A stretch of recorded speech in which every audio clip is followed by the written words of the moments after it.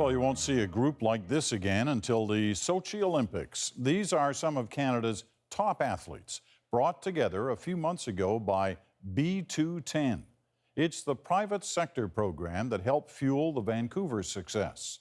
We all know what happened there. Canadian athletes won a record number of gold medals. Now, B210 has made its picks for Sochi. And when they met for a retreat in Quebec, our cameras were there exclusively. Here's Adrienne Arsenault on how B210 is making the best better. Bonjour tout le monde, hi. This is going to be like an experiment for you guys, I guess. We're going to go like at least I think an hour 30 or something like that. Depends on your fitness.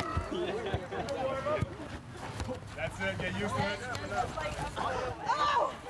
Brave man trying to teach them a new sport, daring to caution them about fitness. That they have covered. Oh, yeah.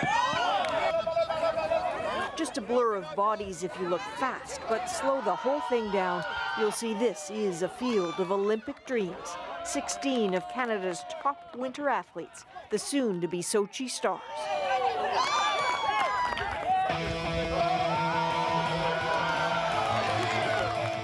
Alex Bilodeau, freestyler who won gold in Vancouver and wants it in Sochi. Charles Hamelin, short track speed skater, Olympic gold medalist and world record holder.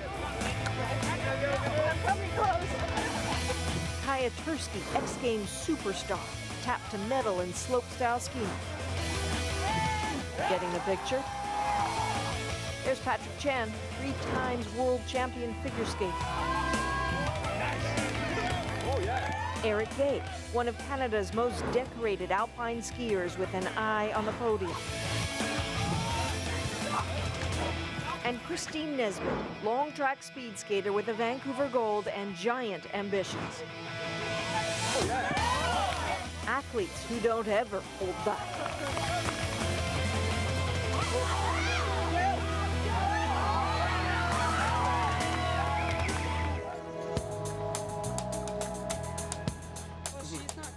The play, just a pause in a weekend of seminars outside Montreal, all coordinated by B210, a group of private donors who've effectively adopted top athletes, determined to find out whatever the Olympians need to perform at their peak and just make it happen. So we're going to practice words that will help you to charm Russian audience. Spasibo. Spasibo. Spasibo.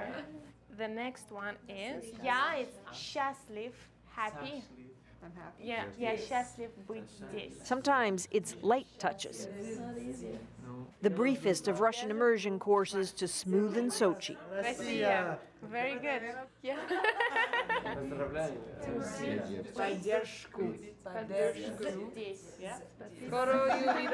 What? He's like, yeah, that's what I'm saying. As much as this moment is about learning a new language, it's also about allowing athletes who typically compete individually to get to know each other, to learn how to lean on each other. Well done in Russian. Молодцы. On a day of a big event, you don't make your bed, you don't wear anything new, and you don't cut your fingernails. It's a superstition, right? So, guys, do you want to share any superstitions that you have before a big event? Right before I drop in, I spit, and I fix my helmet, and I clap. I do that with socks, too. I have like a semi-final sock and a final sock. We travel with the same espresso machine around the world. every time before the race, the same coffee. I wear always the same t-shirt under my jacket. One innocuous anecdote at a time, talking over superstitions, habits. The point is for the old Olympic hands to walk the new ones through it. Time for Russian dance. Okay, everybody stand up.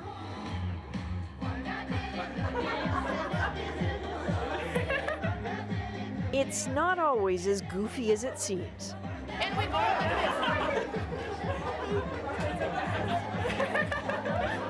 I think so. Yeah. Bravo! Yay!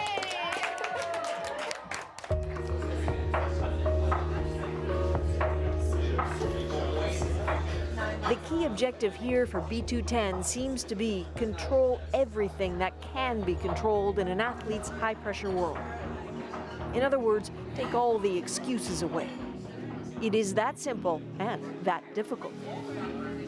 It is, of course, a spectacular understatement to refer to this as a room full of high achievers. And the point of this exercise is to make the best in the world even better. But what tends to happen after a few days together is that they all start to talk of their vulnerabilities, the very things that make these larger-than-life athletes just like the rest of us.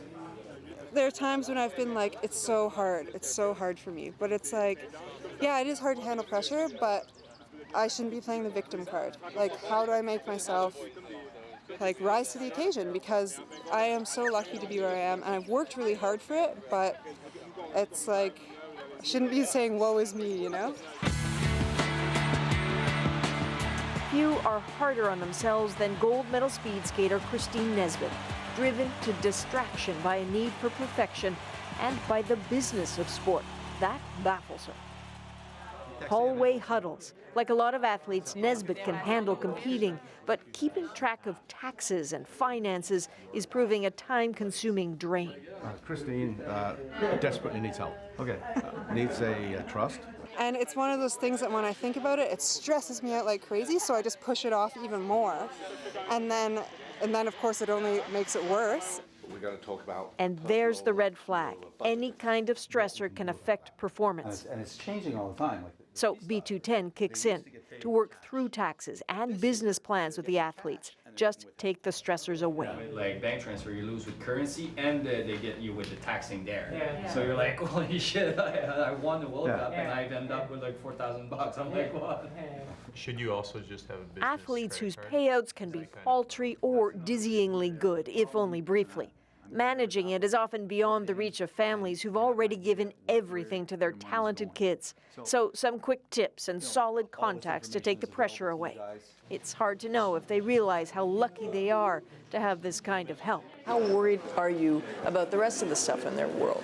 We as part of B210 are extremely concerned that at the end of their athletic career, which may be long, it may be short, but they're going to leapfrog from a very sheltered world into the real world, and we have to somehow try to help them prepare for that leap, because it's not going to be easy, and they're going to have to learn things.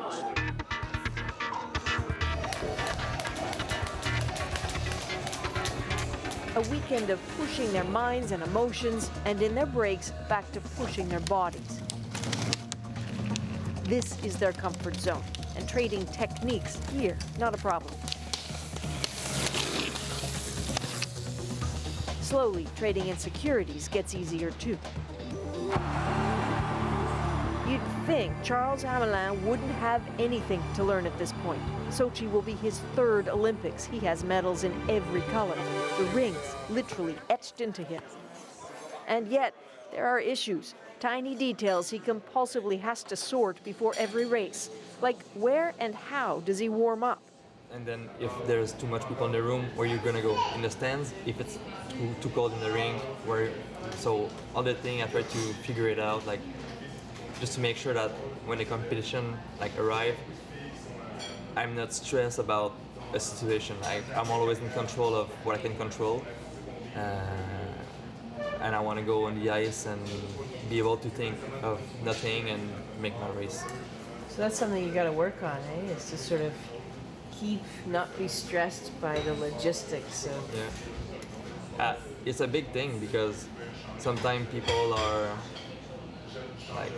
getting distracted by just little things, and the stress level is just a little bit too high, and then sometimes you lose control of what you can do on the ice. He's not the only veteran here looking to get and on-pass coping skills. Representing Canada, Patrick Chan. The ever-smiling figure skater Patrick Chan actually has glum thoughts to share about the lows that come when competition is over.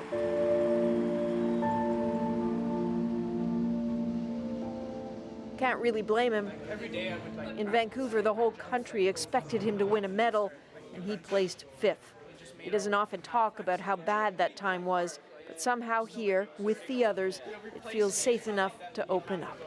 It was a dark place. It was hard. I didn't know if I wanted to skate anymore either. So I just stayed in my room in the village and stayed with my family and didn't really do anything. I didn't really take the experience in because I was just so disappointed and I just couldn't bear myself to, I think that's the competitive side inside of me. I just couldn't bear to watch even my own teammates on the Canadian team win a medal because I just was so bummed and just disappointed. Did you like not even eat with people? Did you just... You see them coming and you go a different way? Or? I just made a lot of stops at McDonald's in the village. You know, what I should have done is probably gone and supported my other teammates and had lunch with other athletes as well and just kind of broadened my experience in Vancouver. For Chan, then, Sochi is a type of do-over. It is for a lot of them.